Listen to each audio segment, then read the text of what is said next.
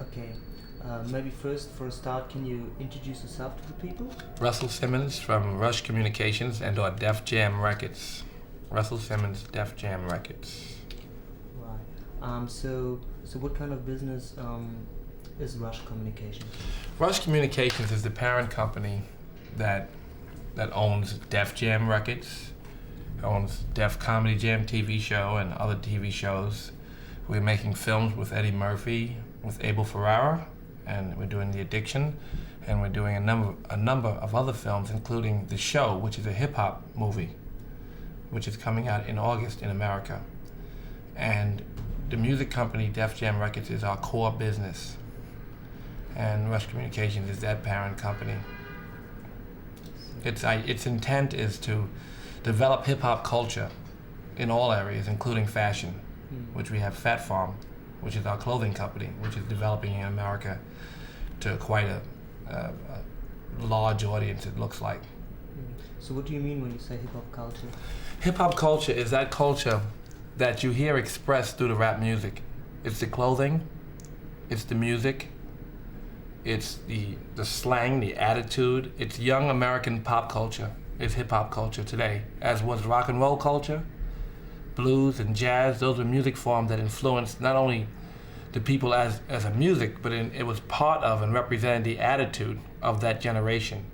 Hip-hop culture and hip-hop is this music for this generation, this culture for this generation. It's American pop culture's new position, if you will.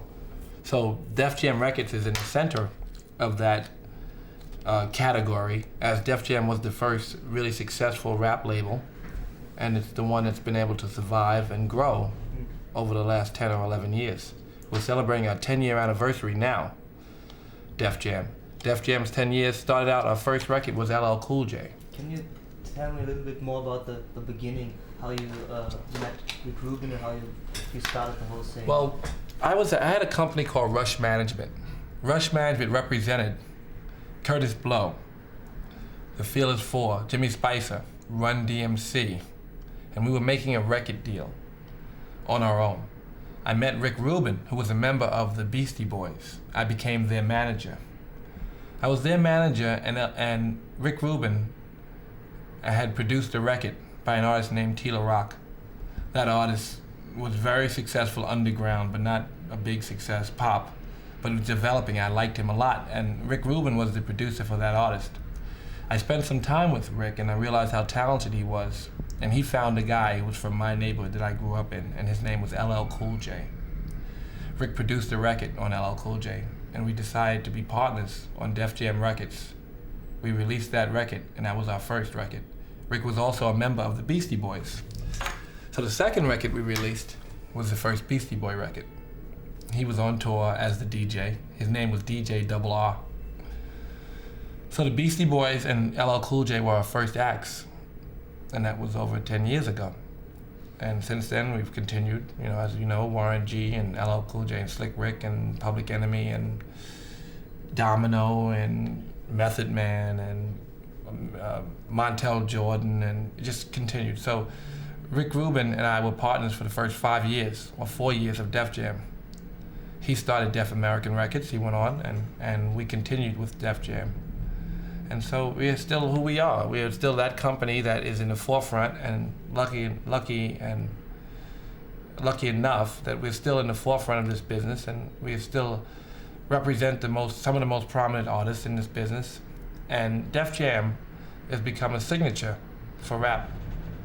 So it's an ongoing fight, but it's one that's worthwhile. I mean, the music represents the culture's vocal and musical representation is the music, but there's the clothing, Fat Farm. There's the TV shows. We represent a lot of young comedians and a lot of VJs for MTV and people which come from Def Comedy Jam.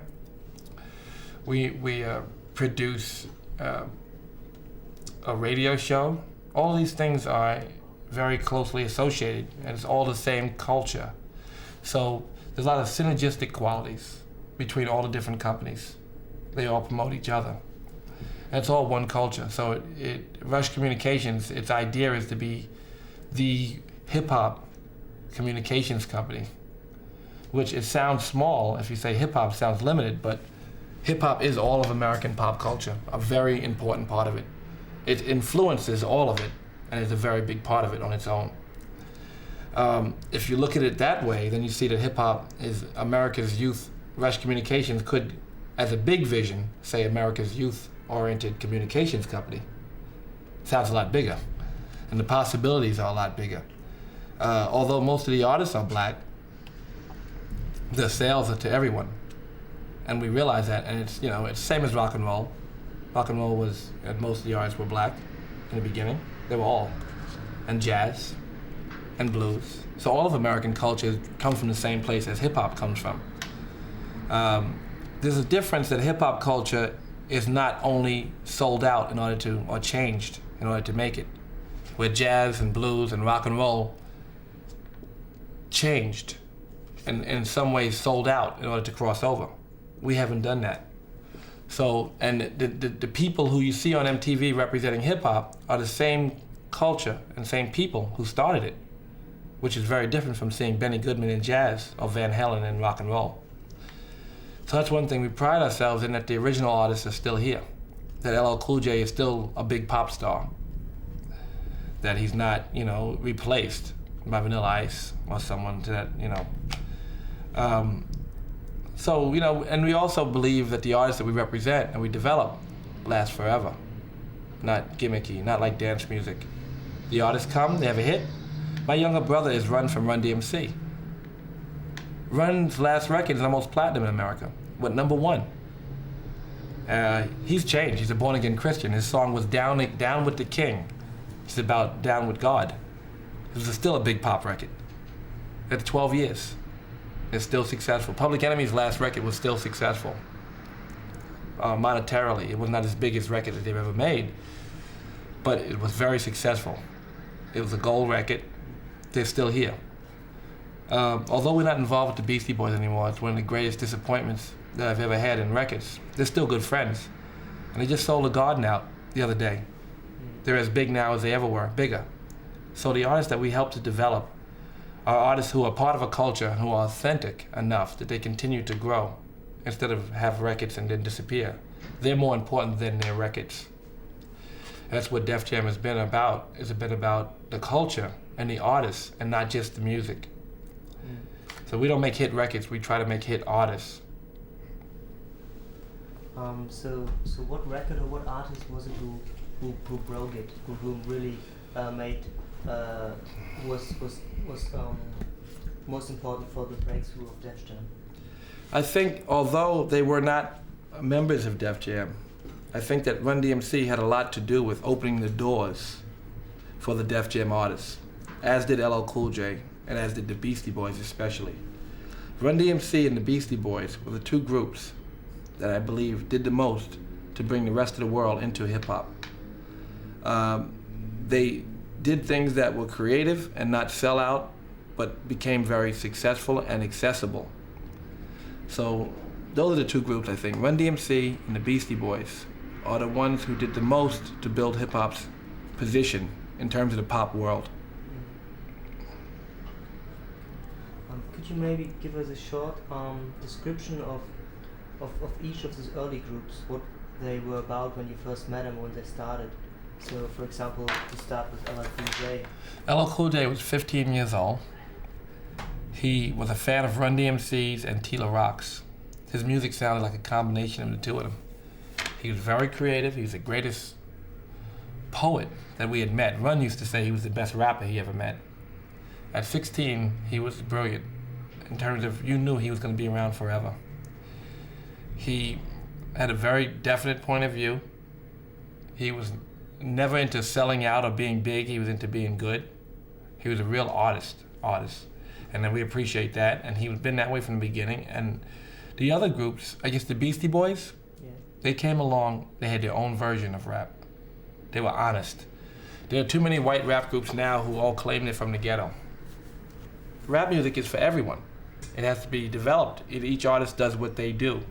They don't have to change to sound like what the marketplace has. The Beastie Boys, instead of sampling James Brown, sampled Led Zeppelin, sampled AC/DC. They did what they knew, and where they're from became their signature. They made their own version of rap. They were honest and authentic. It's why they're still here today. It's why they're so unique. It's because they weren't preoccupied with sounding like the hits of their era, but instead they made their own hits. They made their own position in the community. And that makes them so much more real than other groups who would be rappers who do it to imitate, but instead they did their own. Run DMC also did some of their own. They did things that were very obvious and simple to the urban community. They wore clothes that were more real than the rest. The rest of the artists wore like theatrical things. They put on the regular clothes that they wore in the street and made them special. Their costume was the uniform for the street. Everybody, their costume was, they looked like their audience. And that made them real, as the Beasties did as well. And when we promoted keeping it real, which is an expression in America that today is so popular, keep it real. So what does it mean for you, keep it real? Keep it real means just be honest, in terms of when you're selling art, let it be your vision. Don't let it be, someone else's expectation. Let it be your own vision, and hopefully it'll be creative and different. What about Slick Rick? Slick Rick, when I met him, he was crazy. He's been crazy. He is an artist who is the true, most artistic of all in terms of his actions, not only in terms of his work. If you expect an artist to be a little crazy and to be creative and have different ideas from anyone else, then Slick Rick is that artist. He's one of the most talented people I've ever met in my life. He's a lot more stable now because of where he is. But he's still an artist, and he's still going to come out and be brilliant and write his own kind of creative songs. So I'm looking forward to him when he comes home, because he's very different. He's in the movie, The Show, which we just did, which is a hip-hop movie about the industry. We went to jail and visited him, and we interviewed him, and you see how he's grown and how much more of a honest artist he is. We're looking forward to him coming home and making new records. Slick Rick is absolutely a genius. There's no doubt that he's like one of the most creative people I've ever met. What about Public Enemy? Public Enemy came along and they were like the first people that were referred to as gangster rappers. They made the record Bum Rush the Show. Very aggressive. It's about being frustrated in the community, being angry enough to be mad at everyone, not to pick out an enemy. They traveled around the world one time, came back, and they identified their enemies, and they became more militant and more rational about their approach to living in the ghetto. Then they became real. Then they became a real Public Enemy, because then they were focused, and they made It Takes a Nation of Millions to hold us back. And Chuck D has always made great social and political statements. He continues to do that. He's not one that's influenced by the marketplace, but by his guts. He's another creative and honest artist who, in the tradition of Def Jam, has been always himself before he is a commercial vehicle or before he takes a commercial ride. He'll do what he does. His natural instincts is the things that he makes that are good are things that sell. That's just natural. It's not by design. So he's done some very different and creative things that didn't sound like commercial successes, but sold. And that's what makes him special as well. He's like a very alternative kind of rap group. But do you think that there will be another Public Enemy album? Yes, absolutely there will be another Public Enemy album. They've already started recording. I'm looking forward to it. That's good news. So Domino is a very special kind of R&B, Long Beach, sing-songy. The thing about the West Coast and our company DJ West, Def Jam West, is that all of the artists are more melodic. They're also more, in some ways they're rougher vocally, they say meaner things, they're more aggressive, but their music is so pop. They don't do it on purpose, it's just their natural instincts. It's what's hip to them is more musical than what we have on the East Coast of America. So you have Warren G and Domino and new acts coming out, the Dove Shack and the Twins. Very big commercial pop successes. Not because of design again, but because it's natural for them. It's what they do. Their influences are different and their music is different. So we're looking forward to like the new Domino record, which is coming out very soon. We're looking forward to a new Warren G record, which is coming out in Christmas. And there are also two groups that are produced by Warren G. The Twins were very successful because they've been on the Warren album. They were on 8 songs of 12 they rapped. And the Dove Shack, who rapped on Warren G's album as well. Those two groups are coming out now. They're gonna be huge. It's so obvious.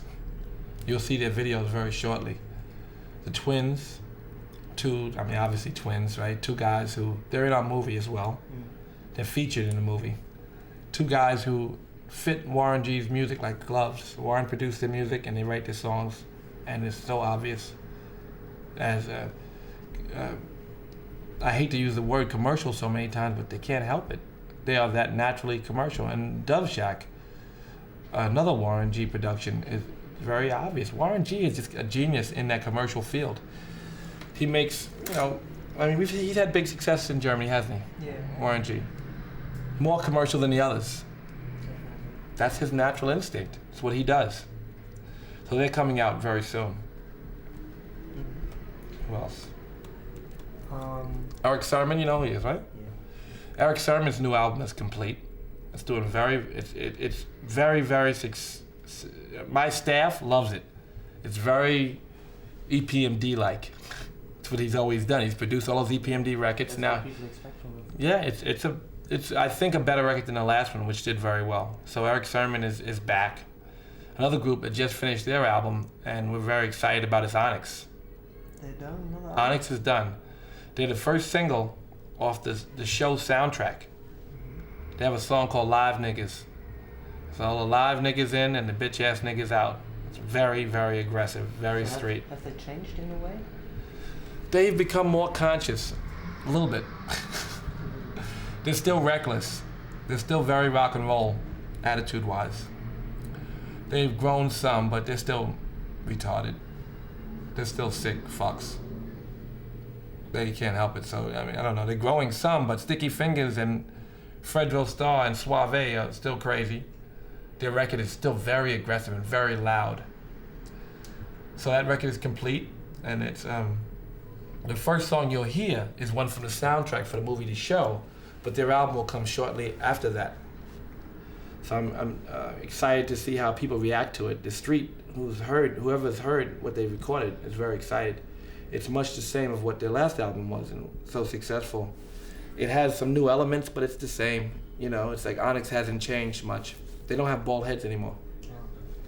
So that's the only difference, I think, and hopefully the music is as good or better. I think it's better. What about Method Man? Method Man is currently the #1 selling record in America. The duet with Mary J. Blige. It's exploding. He's still selling. He's past platinum already. He's a very focused artist. He's also featured in the movie The Show. He's got a long way to go still with this album in America. He's a big artist that came out of nowhere. He came from the Wu-Tang Clan, but the streets is one thing, but his pop acceptance is unprecedented. We didn't expect it because he didn't do one thing for them. He did it for himself. And we thought he was not so commercial. He and Redman have a duet that's going to be one of the first singles off the Show soundtrack as well, called Kiss the Sky. Huge record. The video's being shot. Maybe you can air it this segment. So that Redman Method Man duet is done. Is the first song from their new album, The Show. That, The Onyx, and The Dove Shack are the 3 singles that will lead the album, The Show. And all of them have their own albums coming, except Redman and Method Man. Their albums are not coming, but the Dove Shack first single is off the Show soundtrack, but it'll also be off their album, as is Onyx's first single, which will be also off their album and also the first singles from the Show soundtrack. So what's the concept of the film The Show that you mentioned so much? The Show is a documentary hip-hop film, like the 90s version of Wild Style. it should give us insight into the industry and what the people who make the records are about. It's a tremendous change from Wild Style, but it's kind of the same. It shows the difference between the artists that you envision and the artists that really are there. From Snoop Dogg to Run DMC to Method Man to Biggie Smalls, they're all in it. And their interpretation of what their lives are like and your look at their lives is a very compelling one. So it's not only about Def Jam at the moment? No, not only about Def Jam at all. It's about rap in general. A lot of Def Jam artists are in it. So that's going to be a big release in America. And it's going to be available in Germany and some theaters, but will be available mostly through video.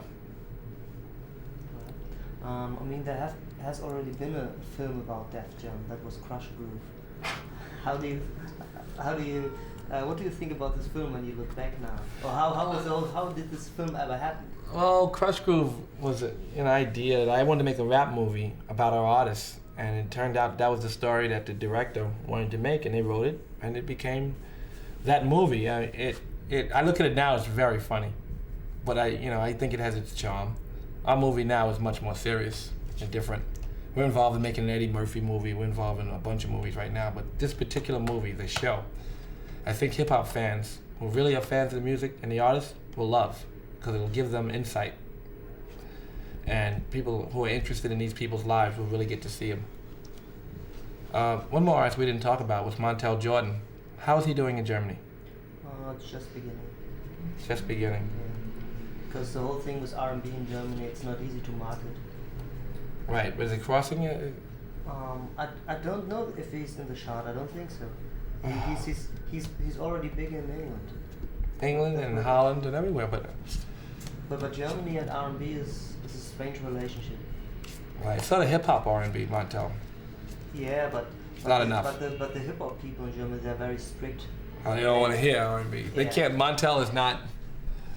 Yeah, but I think with people like Method Man and Redman who are doing duets with people like Mary J. Blige, they have to get into it. That's the only way. Yeah, I'm sure. Is Mary J. Blige big in Germany? I guess she's one of the biggest R&B singers in Germany. And that's not too big. No. All right, so forget Montel in Germany. I wouldn't say so. I Wouldn't say forget it, but it's not as. Not right now. But I mean, Ron G did it, and so I think he's got a chance. Okay, so where we gonna go now? Fat Farm? No, I have some more questions. Okay. Yeah. So what would you say? What's the main thing that Def Jam has achieved for hip hop in general? Def Jam was there first. We were managers, and no one understood what we were trying to do. So we had to make our own company so we could sell it the way we wanted to sell it. So we opened the doors for a lot of people, I think. They gotta give us. How do I get it out there? I gotta get them to do something for me. Yeah, man, take one second. Don't worry about it. Okay, let's go back to the last question. What has Def Jam achieved for hip hop in a whole? I think that Def Jam was first, and I mean there were other rap companies, but they were not for the artists. They were for exploiting the artists. They were the profiles, and I mean, they guys never cared about the artists. You see the artists come and go, but our artists stay forever. The difference is that we believe in the people, not only the power of the music to make money, but the power of the artists to continue to make money, to continue to be real. So we believed in artist development and image development and careers. And we had a little bit more vision at the time than people had. There's some people now who have the same visions. But when we had it early on, no one had it. Absolutely no one thought that, it wasn't only a novelty. In their eyes, it was always a novelty. They'll sell the records and make the money and discard the artists. Our artists are still here. LLCoolJ is still here 11 years later. Looks the same too. Yeah, same artist, 11 years later. And he's just starting to become big now in America, really. Now he's got his TV show, he's getting bigger and bigger. So he's not going anywhere. Public Enemy's not going anywhere. The Beastie Boys are not going anywhere. Method Man just started. We believe that. Eric Sermon is not gone. You know, he's changed, but he's still Eric Sermon. When I met him, he was a little kid. He used to talk with a lisp worse than mine. And now he pronounces his words better than me. I don't understand how he did that, but Eric Sermon is still a star. And he had never made huge pop success, but he's still here because we support him and his work. You know, so that's what we believe in. We believe Warren G will be here for 20 years. And that's what made us different. And we open those doors for people to believe what we believe. So we give an artist an opportunity to do things that we never, you know, that they never believed they would have the chance. But it were mostly the white major companies who stepped into the door that you opened, because 10 years later, what other really important black-owned hip-hop record companies are there? Death Row. All right. Uptown. But it's all R&B. But, you know, it's more than there would be rock and roll companies. Okay. Then there were blues or jazz companies. There were none. So, yeah, of course, big companies always take over, black or white. When they happen to all be white, but they always take over. We compete because we're better at the music.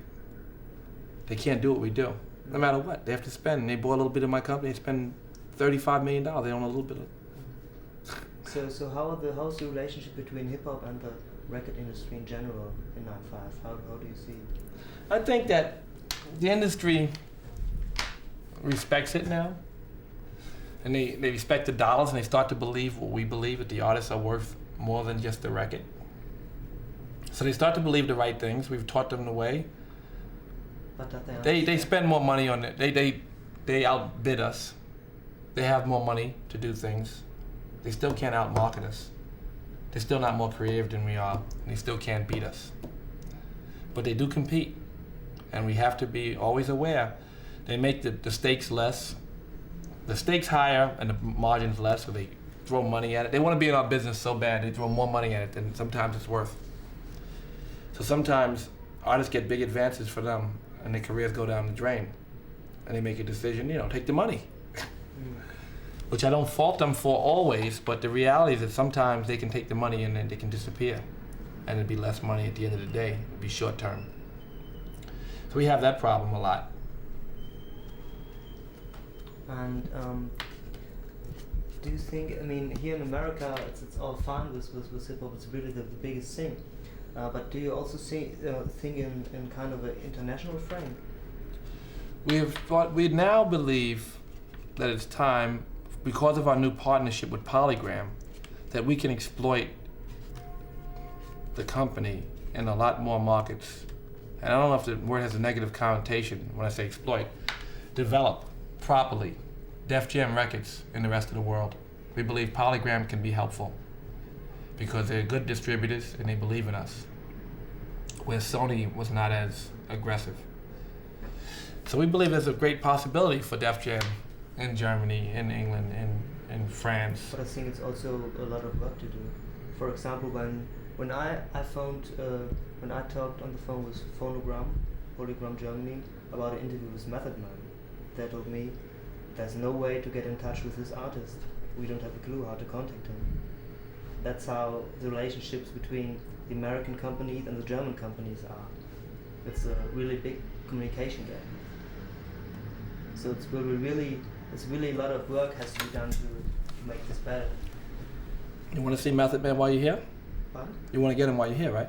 He's supposed to come later this evening, but we also met him on Staten Island, because we made our contact through Eva, and that worked. So maybe we have to hire Eva. I hate them for saying that. In my new company. That's the German office. I know. You know? Yeah, but the German office should be, you know, supportive. They're putting out the 10-year anniversary thing, aren't they? I don't know. I guess. Yes. All right, so what else? We got a lot of... I haven't eaten today, that's why I'm so irritable. I have to do one thing. Okay, what are your goals for the next 3 years? I want to build a black entertainment company. I want to build a black entertainment company that in some way competes with some small white entertainment company. We have the biggest black entertainment company, and it's small. So there's such a long way to go. We just started. Hopefully, we can do something significant. It's a long way from where we are. The music company should do, you know, what it always does, 60, 70, 80 million bucks for the year. The film company, we should make 4 or 5 great films in a year. We should make another 2 TV shows that are successful in America. We should have the clothing company explode, and we should do a broadcast company that we have already started that starts to work. And when they all become halfway successful, then we become a small little company. Right now, we have all these companies, but they're not significant. They're only significant in terms of how big is a black company, the biggest, but it's so small. So we have a long way to go. So we just started, and hopefully we'll be able to build a company that's competitive. So that's my, not 3 year, but that's a lifelong goal. Well, one real last question. So who do you look up to? Do you have any idols or role models, or did you have when you started? Well, people that I like to people who I appreciate what they do, I think that David Geffen and Quincy Jones, and for different reasons. I think they're both very talented and smart. Okay. Well, we don't have to go to Fat Farm, do we? Yeah. All right. Fuck. You gonna go there and set up? We'll follow you with the camera. Follow me? Yeah. Okay. Will I walk? Yeah. Okay, let me get this sandwich. I'm gonna eat it, and then we're gonna... Take me a second to eat the sandwich. Yeah. I haven't eaten anything today.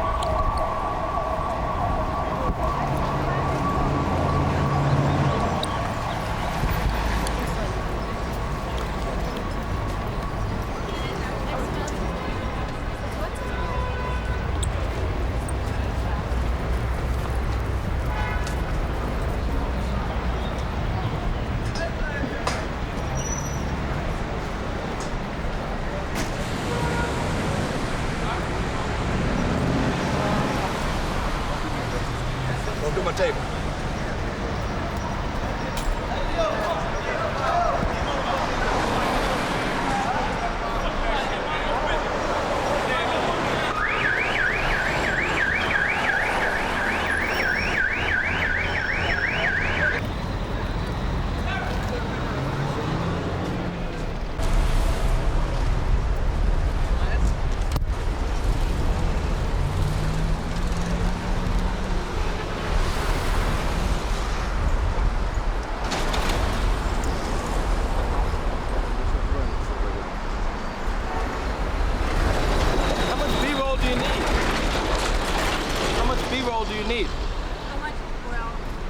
Let them just film, they cut it out.